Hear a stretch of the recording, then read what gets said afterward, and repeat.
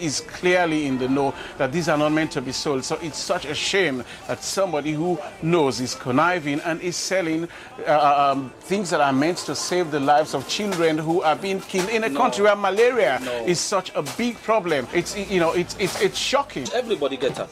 Everybody, even on street today. If I go to other pharmacies there, I will get I'm not going to tell you whether it's there or not, but it's all side. We have seen government drugs and mosquito nets being sold right across the country. How are these escaping government stores? People are dishonest in every society, and I'm sure some people are taking advantage of the system. For teeth picking there, not so, yes. You are aware. Yes, so why you they sell them?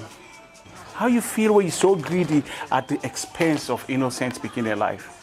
So why haven't you done something? We set up monitoring teams. But children are still dying, and these drugs are being sold out there. And it is regrettable. No, wait. You know, say this now UNICEF drug. We're not supposed to sell them now. So the Constitution says, why would they sell them? The government, they sell and give it. Would they get them too from the government?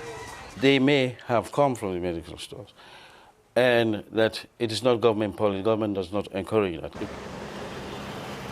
You just sell and give me 22,000, but they say not for you sale. Why you choose for sell and give me? Because you want to make money. You not ever eat and with the ban? They sell and give. Who that they sell and give? We have been trying to address this issue of drug leakages, and we've put together a task force to improve the tracking of drugs and the delivery of drugs. We just walked into this country and found out. It's a new thing, so how effective we'll have to... Minister, it took us 2 days. No, I said it's a new... you have been in power for 9 months. It's a new method that we're using. Where the country forgive them free, then una they sell. If this man not get that 2,000, where you charge me for pay 3,000. No, you tell him 3,000. Right? How you they feel? Most people here have no clue this medicine is supposed to be free. No one has told them before now. So not for me one. Almost salon people they can't buy medicine for be free. When I look at you see the logo. Some of these parents have to go hungry for a day or two just to afford life-saving medicine for their kids. Is it not your duty to investigate? But did you know that these drugs were being sold out there? Yes, I'm aware. So why haven't you done something about it? I'm aware that, there is some misappropriation. Me don't pay for this. I give you for you picking. Thank you. Take them. Minister, I don't understand why the West doesn't demand higher accountability from African governments. Is it because we're black? That is absolute nonsense, with all due respect. They're all very tough accounting procedures, standards that countries are expected to abide by.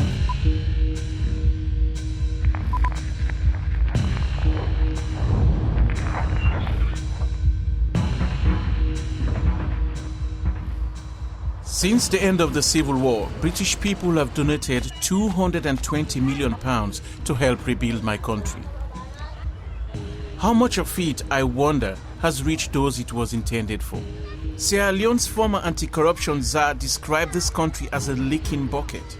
No matter how much aid money you pump in, it keeps pouring out through the holes.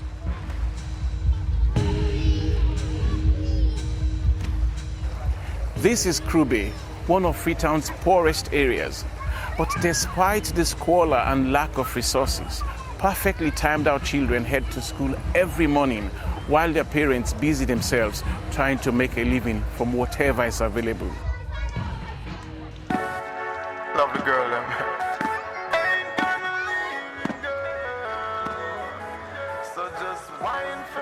Although many NGOs come down here to offer support, there's little to show for it on the ground. So why not work the system the other way around? I am on my way to meet someone who actually lived here in Krube when he was a teenager. Now he's one of only 5 pediatricians in Sierra Leone. Dr. Barry, why do you think so much development aid is failing to help people here?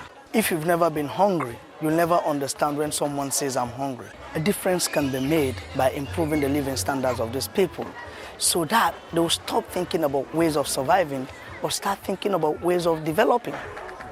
The problem with the so-called development aid is that it is very difficult for the European and American consultants to understand the problem of those people. I myself have lived for a number of years in this place during high school. I've went hungry many times. So I do appreciate the problems of these people, and I do understand their needs. You're not alone, but try to understand. When you learn how to adapt, you'll be unstoppable. We've come to Kono, where Dr. Barry works and where his skill and dedication has made an important contribution.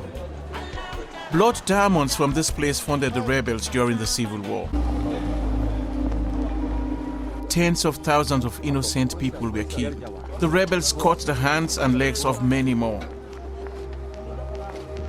Today, Dr. Barry runs a clinic where he provides health care for these amputees. We approached BFID, USAID, European Union, but they told us at that point they are not funding projects like this. So my American colleague returned to the US. He had already started a foundation out there. So he used this foundation to raise some money. And 7 months ago, we opened up this clinic to serve the needs of the amputees and war wounded in the Kono district. Now, only 10% of our patients are amputees. We're seeing patients from all over the Kono district and even patients crossing the border from the neighboring country, Guinea, to access this clinic. So I would say it has been very successful. And why do you think it's been so successful?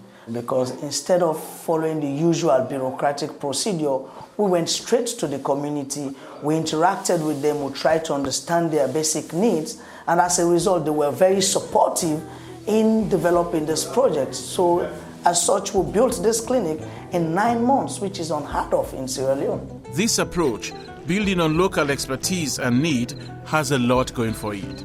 He could be a real role model.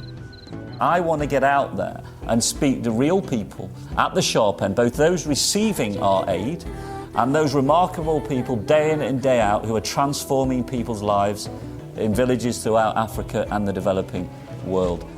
NGOs and governments should realize that they are just custodians of this money. The money belongs to the people. Every time Dr. Barry receives a check, he photocopies it and gives a copy to every patient. It's so simple. If only all aid could be so transparent.